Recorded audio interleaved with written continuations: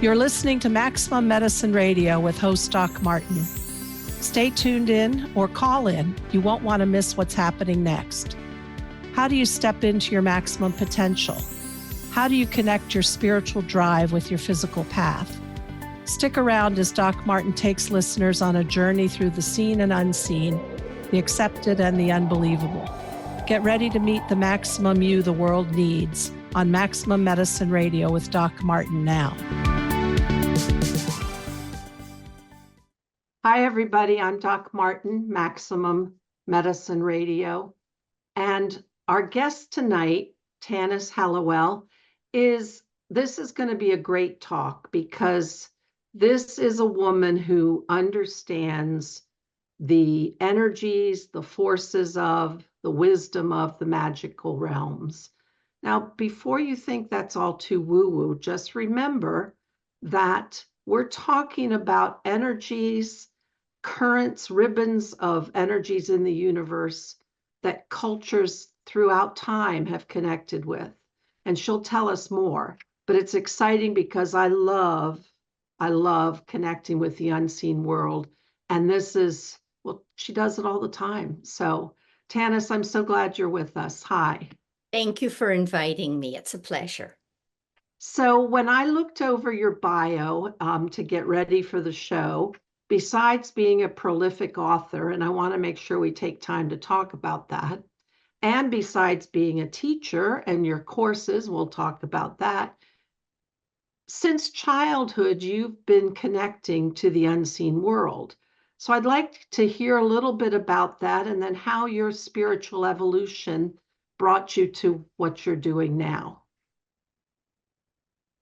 I think that my childhood was like very many childhoods what it is that kids often see the unseen world and we learn not to see. So when you have children talking about their unseen friends, their little friends that they want to have tea parties with, it could be that it's like a little elf, or it could be an angel. And children will talk sometimes even about their grandmother or their grandfather that's dead, who's talking to them. Or they may even talk about their past lives and say, gee, I used to be a this, I used to be a that. So it's not that mine was so unusual. It's that I never stopped seeing. It was never closed off for you. No, it was never closed off. And for many children, it gets closed off when they go to school. So around age 9 or something, or 6 or 7 even.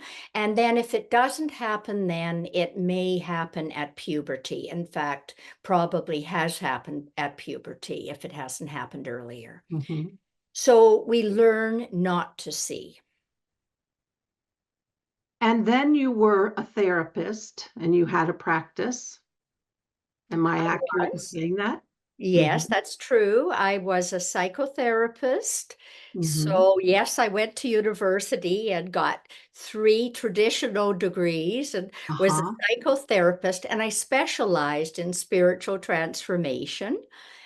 And I was a corporate consultant as well for about 35 years, working for IBM and large banks and environmental countries and things like this. Yeah, so I've done all those things. It's interesting to think about companies, and I won't say finally, because if you've been doing this for 35 years, but to have a company actually want to promote and immerse their employees in a spiritual transformation. How does that show up for a company? When I started doing it, I would call the courses personal leadership development, or dynamics of change, or stress and burnout. So I would get all the safe words. Yes, and I think this is very important that people realize that they are walking, they're walking in the mainstream, they're employed in the mainstream often, and to not alienate themselves and make them different than, but to find bridges in the way that they speak, the terms they use about what they're doing, that doesn't make an enemy of somebody else, but actually joins a person. So that's what I always tried to do. And even when I worked for accountants, which are very traditional usually, I would have accountants in their three-piece suits that I was leading through meditation and guided visualizations, and even 30 years ago, Sharon, and people would say, "Oh, how do you get them doing that?" Mhm. And I'd say it never crosses my mind that they won't want to do it. So you start with left brain information about how meditation would help turn you from a type A to a type B person, lower your blood pressure. And before you know it, there they are saying, please, can we do it now? Mhm.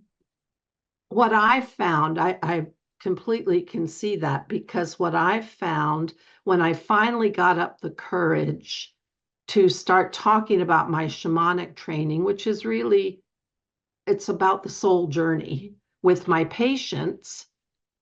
People say if I was petrified to kind of come out of the closet.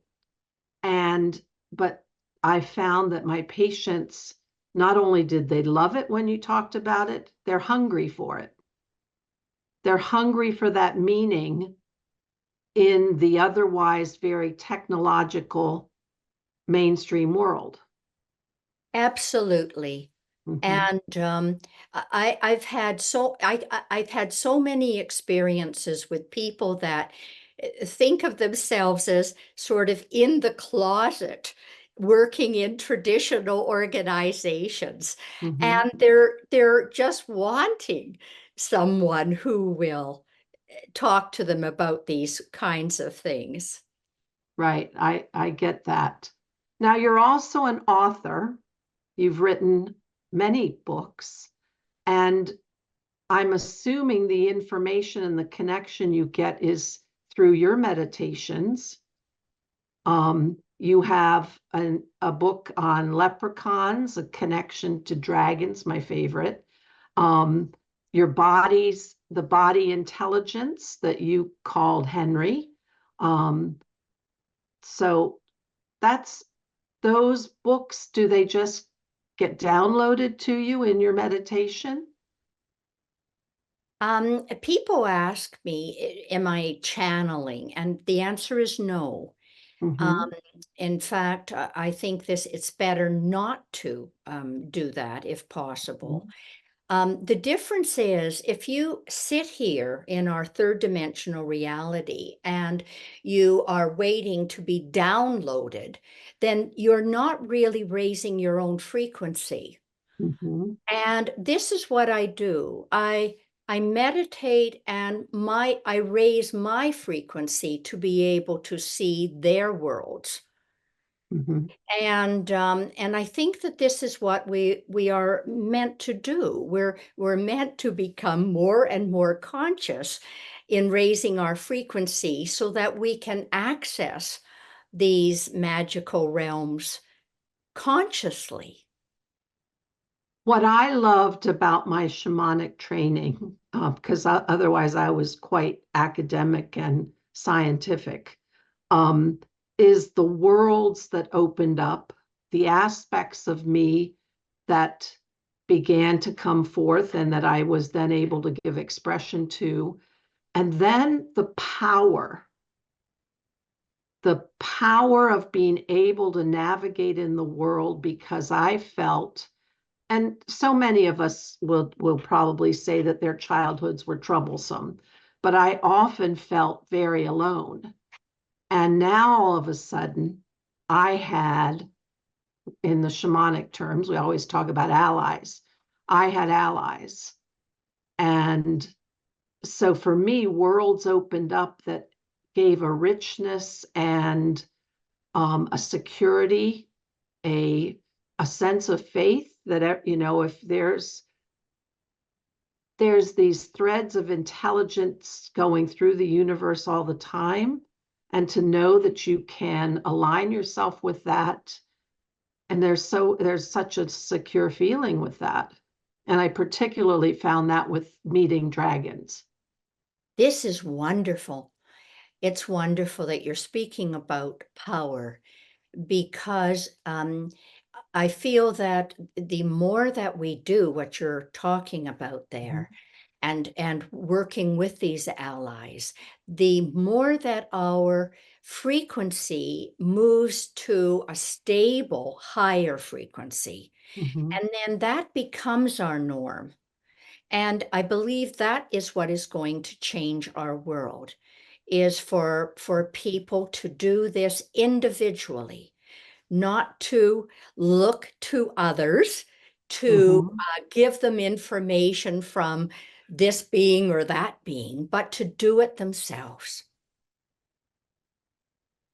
And you then the segue of this is the institution that you founded is all about spiritual transformation, isn't it?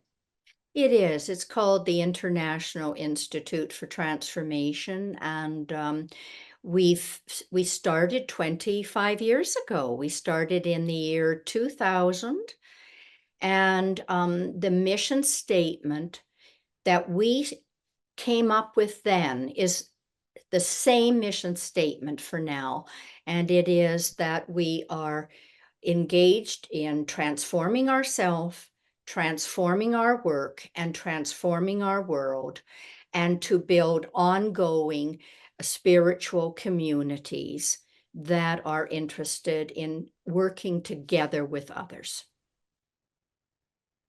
And we need that in our world, don't we?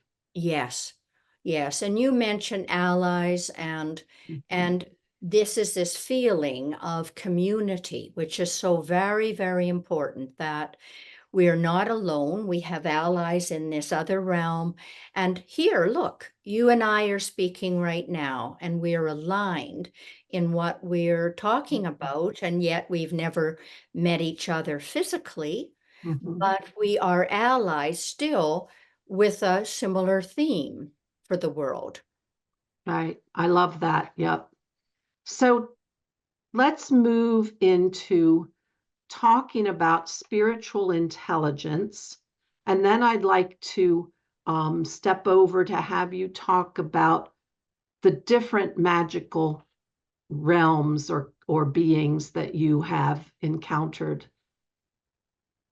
Okay, spiritual intelligence. Well, Um, Mhm. sometimes people think, well, how many intelligences are there? And I remember I used to teach multi-intelligences and talked about, natural intelligence, linguistic intelligence, interpersonal intelligence, mathematical intelligence, spatial intelligence. Mhm. And no one was ever talking about spiritual intelligence. And so I added it. I said, well, you realize there are all those other ones. Well, spiritual intelligence, when people say, what do you do if you have it?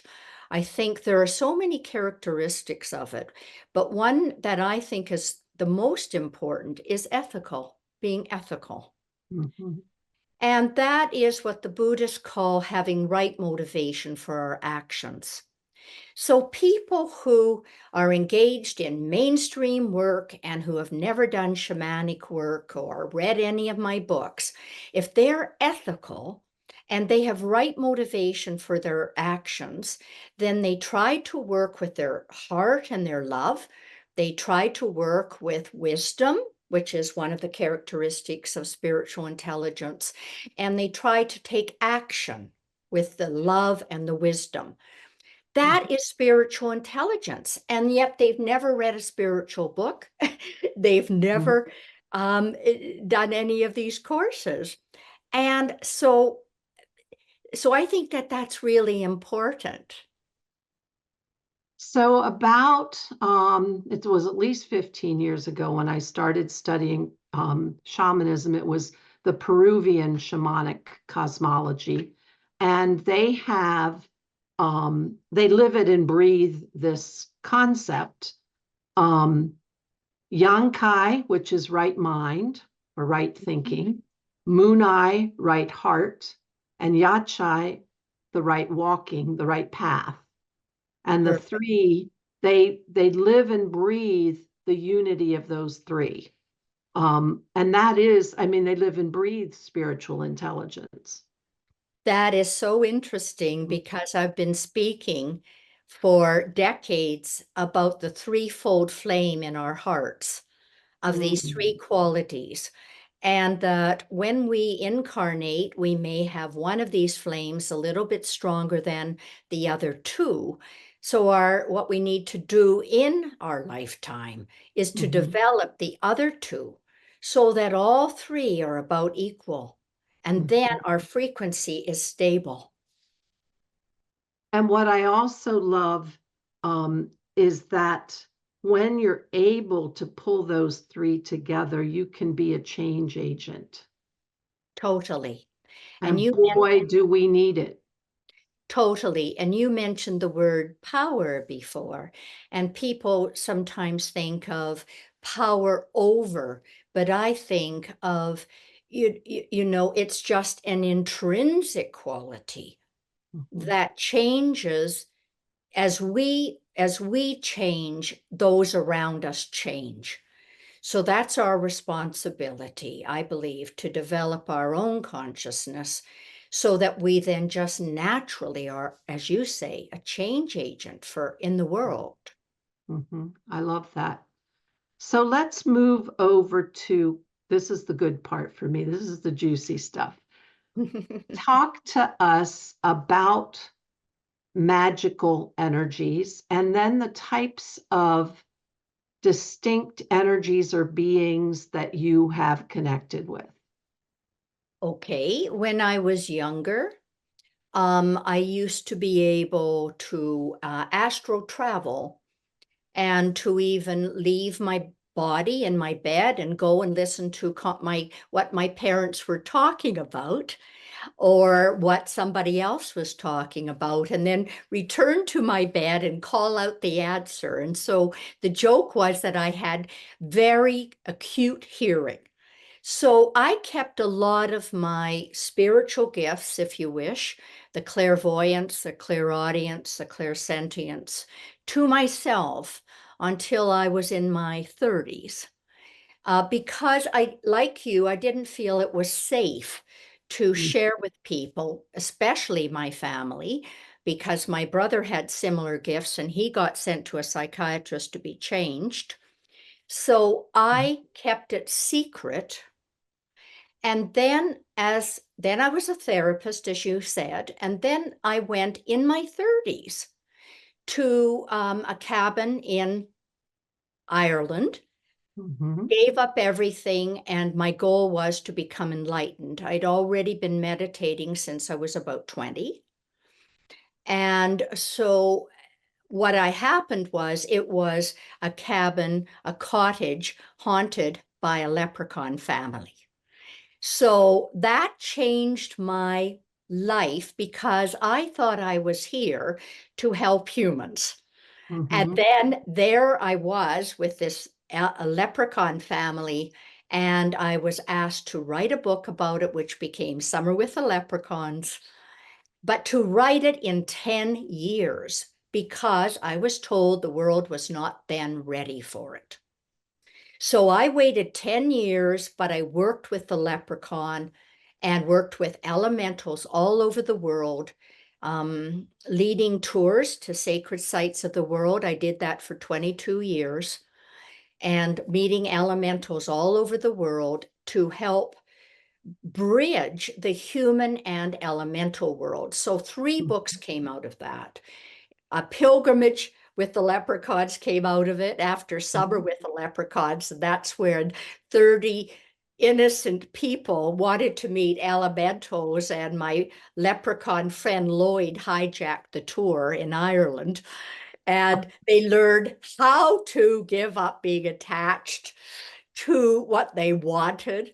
And just a year ago, we wrote his autobiography, The Leprechaun Story. When I said we, I wrote 2 pages. He wrote the rest of it. From his point of view, what is it like to be an elemental? So that was the first kind of beings that lived in their own world, Sharon. Although during that time, I've also spoken with masters and angels. I don't need to go into this. And my spiritual practice did change from what and how I was doing my spiritual practice. And I won't go into it either right now. And gradually, I would say that I went from being like the elemental world is in a much lower frequency, quite close to the Earth's frequency. And this is why so many people are interested in fairies and nature spirits, because their world is more accessible. But then I wrote a book, Hybrid, So You Think You Are Human, which I'd been teaching for quite a long time. And the book came out about 8 years ago now. And that's about the 22 possible kinds of human hybrids. So it is that we're not only totally human, but that we may have some angelic DNA, for want of a better word, right? We still don't know how to decode everything, but let's just say DNA. Some angelic, we could have, a human can have some gnome or some troll. They could have some dragon. They could be a dragon hybrid. They could be a dolphin hybrid. They could be mermaid. Yes. Yes, a pan hybrid, An elf. an elf, all of these. So I wrote that book, and that has become a very popular book with people because they identify with it. And that I could write the book because of all the different worlds that I have been able to see.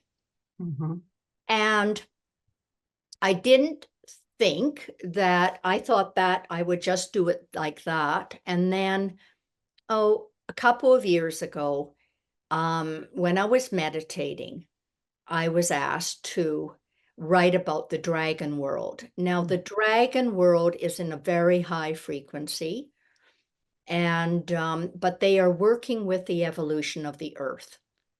And they have been working with the evolution of the earth from the beginning. And this is why there are so many myths and stories about dragons all over the world. So, so that has been my latest published book. Yes. So I first learned about the magical world. I'm in a spiritual community that our teacher is a very deep meditator and well, just very powerful mystic. And she started teaching us about the magical realms. And previously, several years prior to that, I had gone to Sedona, and I've told this story before, where there was a gentleman there who had communed with the dragons of the ley lines in Sedona. And he did a meditation where we connected to one. And so I connected to this one who we stayed connected even when I came home, but I didn't really even know it belonged in the magic world. I didn't know anything except I had this powerful experience during a meditation on one of the red rocks in Sedona and experienced dragon energy. And but with my spiritual community, when our teacher introduced us to the magical realms and the recognition that some even in our spiritual community, we're hybrid, fairy, human, elf, human, mermaid, human.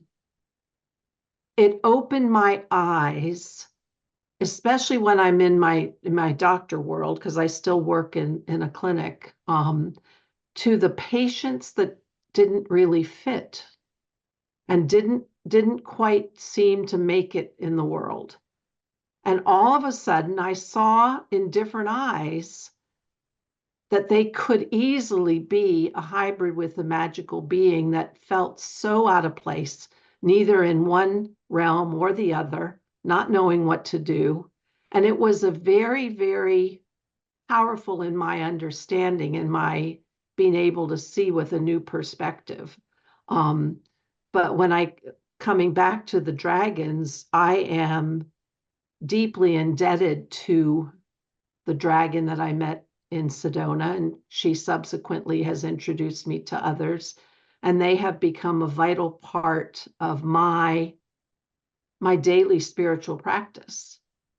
For me, I know that, I don't know if you've heard of Diana Cooper, who is an English woman who has, she's a spiritual teacher, and she writes a lot. She wrote a book about the dragons, talks about the celestial ones and the water dragon and the fire dragon and so many different. These, for me, are earth dragons that have worked with creation, with the deep, the way the indigenous used to connect to the land and the earth. And that's kind of my kinship, is that sort of group. But the power, and when you said this, alluded to this before. I don't know if you remember David Hawkins' book, Power versus Force. Yes. It Yes. was about power, not about force. Yes.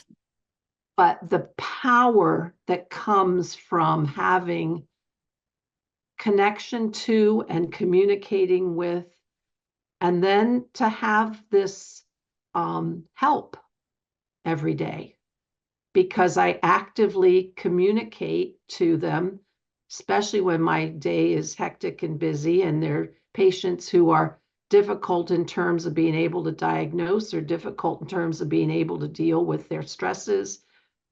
I get help from the dragons to show the path forward, to help it unfold in a way that it has a good outcome. So I can't tell you how much I love my connection to the dragons. Oh, what a wonderful story. Yes, I agree with you 100%. And it's interesting that we're in the year of the dragon, Mm-hmm. according to the Chinese, Uh-huh. and here we are talking about that right now, Mm-hmm.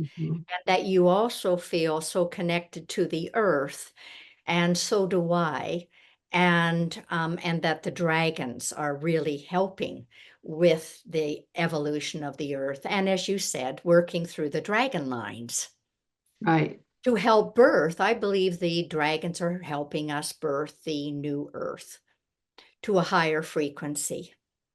And what we talk about in my spiritual community, our teacher is reminding us that we, in the loss of many of the indigenous cultures, we have lost the dreamers, Yes. those who are actively co-creating the earth. So we do those kinds of meditations and gather up magical beings and forces to help us do what we can do. That's, how we can participate. Perfect, perfect. That's what we do in our communities as well. The very same thing is to help work with the higher realms to ground the energy on the earth, then to see it going out to join all spiritual groups like your group or Mhm. anthroposophists or New Age groups or Mhm. Christians or Muslims or whatever. We've all got our own frequency, but we can sing this beautiful song together and to Mhm. help raise all that up. Beautiful. The other thing I love you talking about, and when we talk about the elementals, and I think that's why it's probably every show I do, I talk about how if you want to get healing, nature is there. I live on a really beautiful property, and there are a lot of elementals, a lot of nature spirits. And my sister, who's very tuned in, I don't know, Tanis, if you've heard of this. In Scandinavia, there are these little gnome-like beings that are called tomtens. Yes. Well, anyway, my sister has told me I have tomtens here. So, Wonderful. so they're just, but you can feel the magic in the air. You can feel, and when I put in my garden, and then when the zinnias are blooming, and you can feel the dancing energy. You can. Yes, and I love your background right there with Mhm, the trees. mhm, I'm on the road right now in our RV, so so my background can't be quite the same, but I do live right beside the ocean, and on a very large property, and I have an organic garden. I grow organic fruit trees, and I love working with the soil, with the earth. mhm. We need, of course, this is a biased view. You'll agree, but maybe not everybody will. But what I learned in my studies in shamanic, especially the Peruvian shamans, are still intimately involved with the earth, um, and the mountain energies. And so I love that. And I think, I think it's accurate to say we cannot evolve in the absence of our connection to the earth. I agree with 100% with that. Mhm, We are made up of the earth, we're made up of spirit, and we're made up of the earth. And we cannot evolve without that connection with the earth. Yes, mhm, absolutely. A lot of people, Sharon, say things like, well, when you're very spiritual, you may not be grounded. But here you mhm, are, spiritual. Here I am, spiritual. And we're both out gardening, mhm. loving the trees, loving all our flowers. And so, yes, and I walk, I hike. This is part of what I'm doing right now on this trip I'm on right now, is I'm doing a lot of hiking and ground. I think that's so important that people ground. Well, I think sometimes when the Western culture learned about mysticism and meditation, so much of what was taught was detaching from your human condition, Mm-hmm. going into the zone where, but how we create and go forth and make our path, that's our job, is to be human and to make a human path. So to me, the best way to get there, well, it's nature. Yes, I think so too. And I, I I'm thinking, like, one of my books actually is working with the body, as you know. Good Morning, Mhm, Henry. It's mhm, called, the subtitle is an in-depth journey with the body intelligence. And mhm, so it's, how do we change our etheric body, the cellular structure of our body, by erasing old programs and old thought forms that we no longer need? They're no longer valid, so that we can transmute these into higher thoughts, higher emotions, so that our frequency just naturally rises, so that we are spiritual and we're physical. mhm. While we're living on this gorgeous, gorgeous planet, we have a physical body. When we're no longer supposed to be evolving and reincarnating in the physical dimension, people think, oh, after I'm no longer here in the physical and I've gone past this. Well, they don't realize that they're still going to have to incarnate in the astral realm and do astral incarnations until they stabilize their emotions and can turn negative ones to positive. And then after we finished our astral incarnations, we're going to have to do causal incarnations to change our thoughts that created the emotions and the physical Mhm. illness. So what I try to do is help people on all three levels now, Mhm. physically, emotionally, and mentally, so that it's all being transformed at the same time. Rather than having to go a lifetime in this and a lifetime in that and then another lifetime and mhm. Yes, yes. Why not work on it, realizing that it's all interconnected now? And Mhm. I think the energies are very potent right now for powerful, rapid transformation. So why not get the biggest bang for your buck? Absolutely. We're getting so much assistance from these magical realms. I mean, the elementals want to work with humans to co-create a beautiful world. They're here, they want to work with us. The dragons want to. I think of all the bodhisattva animals, Mhm. all the dolphins in zoos and parks where they're swimming with people, and the bodhisattva whales, and all the Mhm. bodhisattva animals that are way showers for their own species, that are coming in contact with humans and wanting also to help with this transformation of the earth. I love that. This is a perfect time, so we don't forget it. We have about 15 minutes left. Talk about your classes, your courses that are just going to be starting soon. Well, I'm doing a course starting very soon, next month, called Visit Magical Realms. And Mm, yes, it's exactly what we're talking about. Yeah. mhm, So it's going to be going on for 6 months, and I'm going to meet with people. And we're going to go over one of my books each month.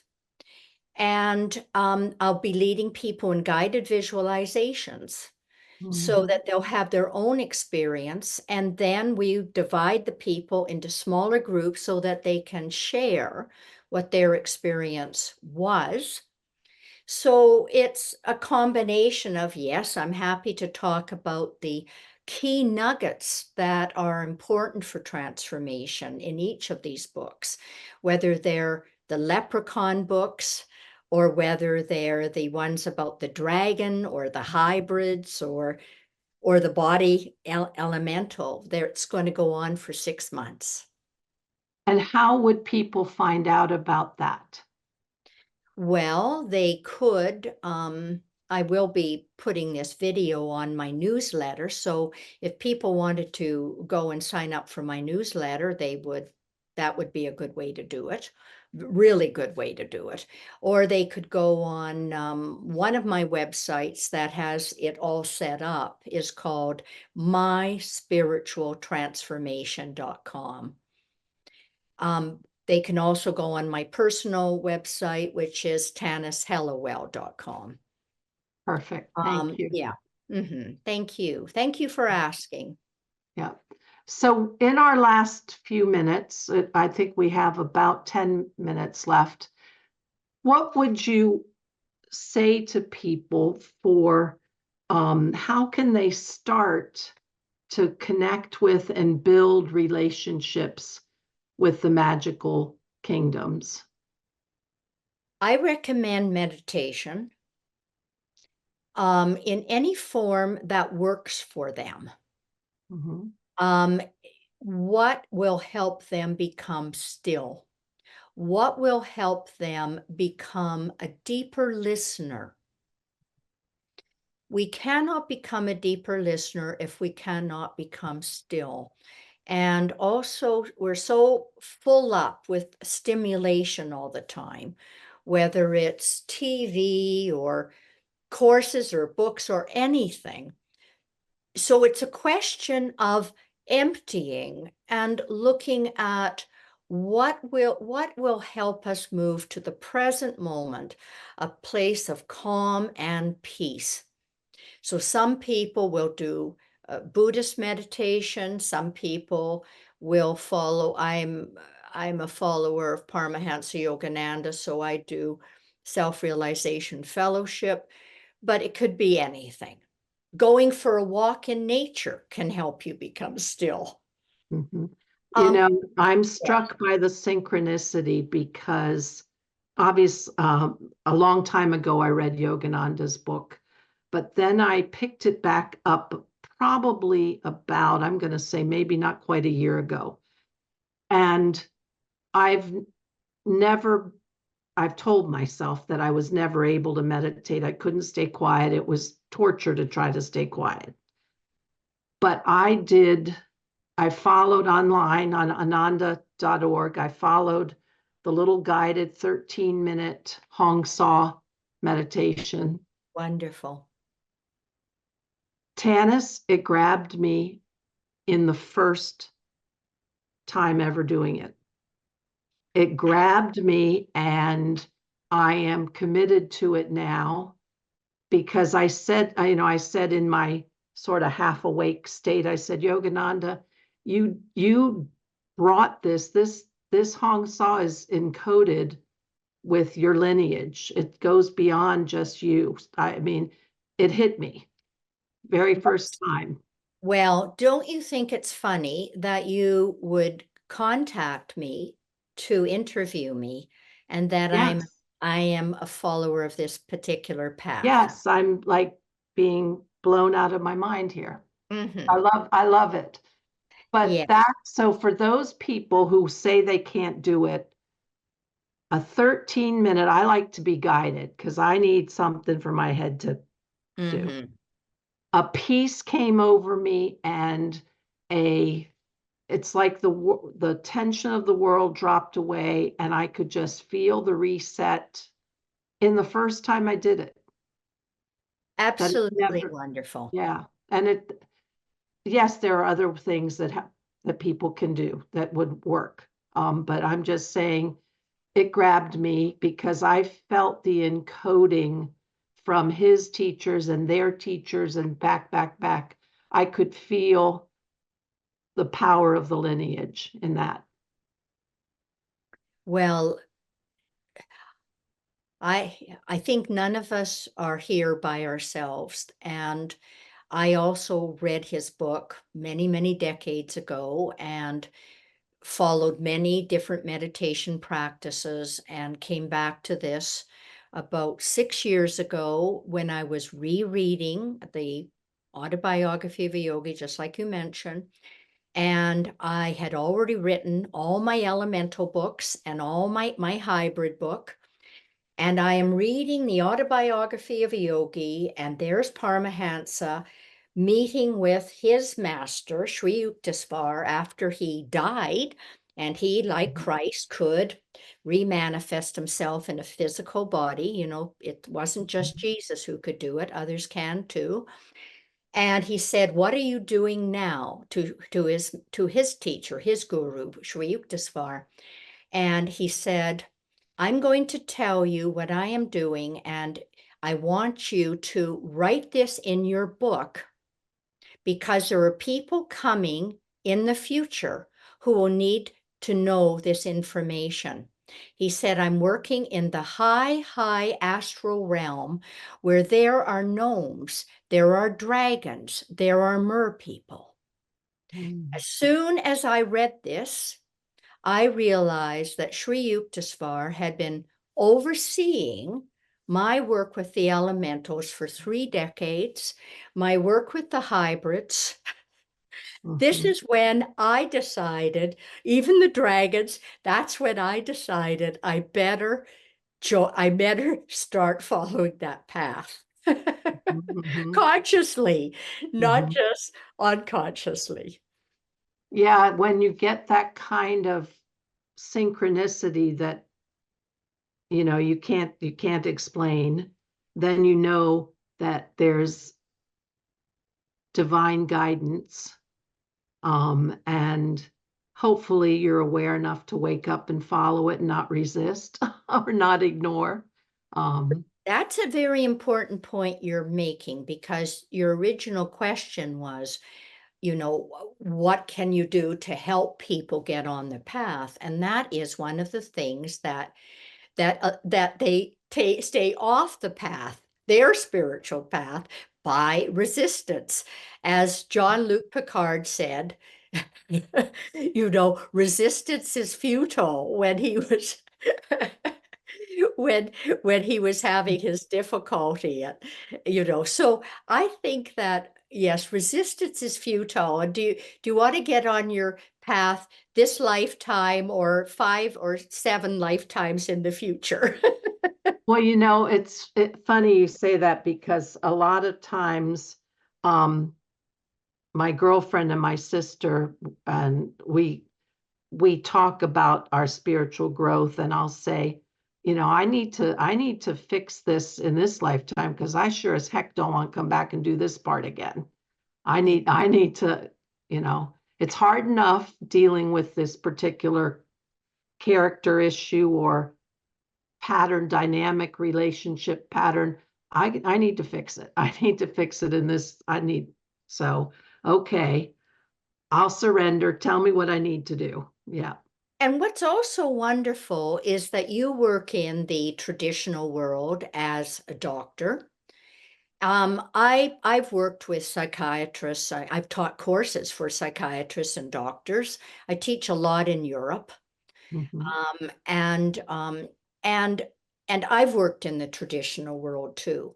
So this must be reassuring for people, that you can work at any job at all, and still be spiritual and follow this. It isn't an either or, it's a both and. Mm-hmm. I love that, Yeah. because walking the human path and doing it with that Yankai Munai Yachai, that unity, mind, body, spirit. That's how you live. That's the best life, I think. The most deep, the most profound, and the one that you'll probably have the richest experiences with. Yes. Every moment. Every moment. Well, Tanis, we're closing up now. I just want to remind the listeners, you can look at Tanis's things on her website, www.tanishelliwell.com, or myspiritualtransformation.com. See what her coursework is. See these books. Oh my gosh. You'll feel them. When you read it, you will feel it, and it'll move you. So check that out. And Tanis, thank you so much for such great synchronicities. It is wonderful. Now we have met in this life. How wonderful. Very wonderful. Thank you so much. Emily, thanks for producing behind the scenes. Good night, everybody. You've been listening to Maximum Medicine Radio with Doc Martin. Tune in next time while the doc talks health, spirituality, and the impact your beliefs have on every part of who you are, body and soul. Doc Martin unpacks the challenges we face as human beings and teaches callers to open the door between the scientific and the mystical. To learn more about Doc Martin and Maximum Medicine, visit www.sharonmartinmd.com.